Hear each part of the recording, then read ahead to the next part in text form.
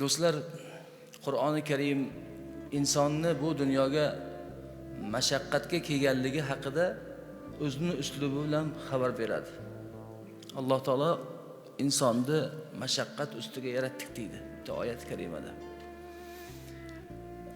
O'sha mashaqqatda inson hali dunyo kelmasdan turib o'zining eng sevganlariga mashaqqat tug'dirish bilan his qilib boshlaydi. Inson nafaqat mashaqqatga kelgan, mashaqqatga qo'yish bilan ham, mashaqqatga qo'yib ham kelgan. Nafaqat o'zi, boshqalarni ham mashaqqatga qo'yadi. Homiladagi bola o'zini dunyoga keltirgan eng sevganlari ota-onasini mashaqqatga qo'yadi.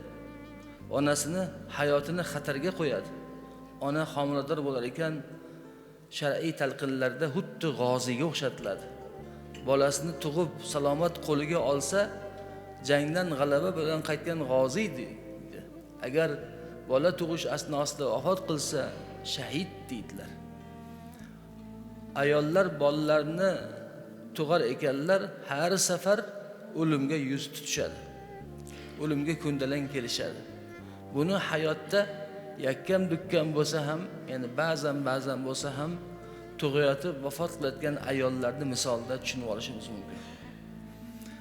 Ota shu bolasi uchun oshiqcha mehnat qilish kerak endi. O'zini o'ylamaydi, tin olmaydi, dam olmaydi, ishlash kerak.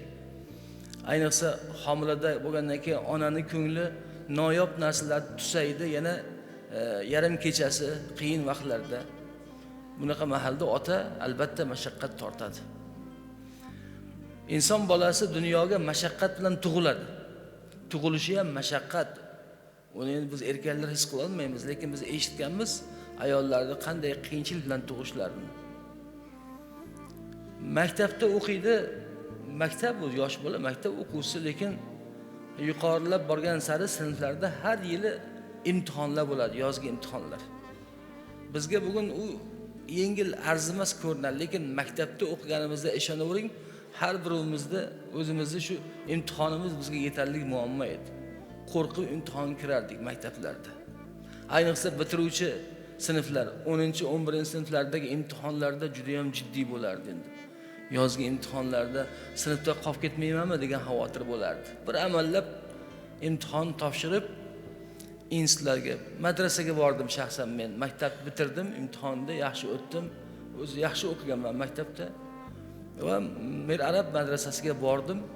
Mir Arab madrasasiga kirish uchun ham imtihon topshirildi. Imtihon topshirib kirdik, o'qidik, har yili imtihon topshiriladi. Va oxiri bitiruv imtihoni ham qiyin bo'ladi. Ammo Alloh muvaffaqiyat berdi. Qizil diplom bilan bitirdim Buxoro Mir Arab madrasasini. O'zim misoldan aytyapman ya'ni. Undan keyin Toshkentga Islom institutiga keldik.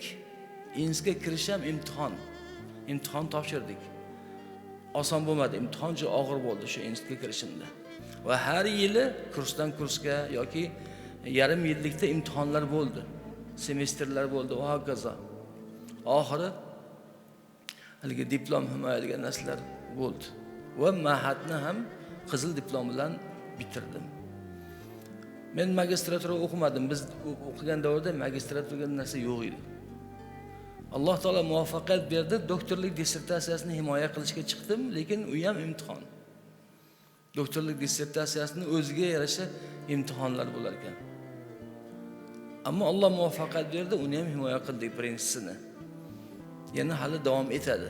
Demoqchimanki, bu bir ta'limdagi imtihonlar. Hayotda qancha imtihonimiz bor bizda. Har bir farzand ustidagi imtihonimiz, uylanganimizdagi imtihonimiz, ishga kirganimizdagi jamiyatdagi imtihonlarimiz bor. Imtihonlar oson bo'lmaydi, hammasi qiyin bo'ladi. Imtihondan inson qutulmaydi, do'stlar. Chunki dunyoning yalpi o'zi ham bitta imtihon maydoni. Mayda imtihonlarga to'lgan dunyo o'zi katta bir imtihondir oxiratga o'tish uchun. O'sha imtihon dunyoning imtihoni qayerda qilinadi? Qabrda qilinadi. Biz hozir shu haqida gaplashib o'tamiz. Va bu imtihon endi haqiqiy imtihon o'sha imtihon. Chunki payg'ambarimiz sollallohu alayhi va sallam kim qabrning imtihonidan salomat qolsa, ag'i unga yaxshi bo'ladi degan, oson bo'ladi degan. Kim qabrda imtihondan o'tolmasa, undan uyog'i undan ham qiyin bo'ladi deganlar. Va u imtihon qiyomatga davr davom etadi asari. Qiyomatda endi katta imtihonlar bilasiz. Biz qayerdan bilasizmi? O'qiganmiz, eshitganmiz, iymon keltirganmiz. Hali bo'lajak ishlarga ham biz iymon keltirib, unga ishonganmiz. Qiyomatning imtihonlari og'ir bo'ladi.